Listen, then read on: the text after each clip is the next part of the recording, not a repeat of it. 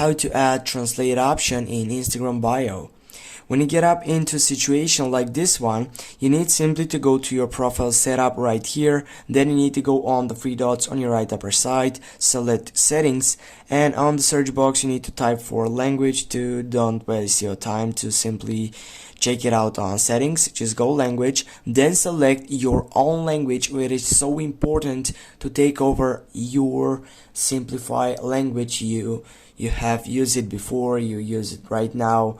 It doesn't need to be your native language, but it needs to be a language which you know it and which you talk it right now. Because when you get back and for example you go on a post which is like this one, and now as you can see on this bio it has some words which are not on English, which are on German.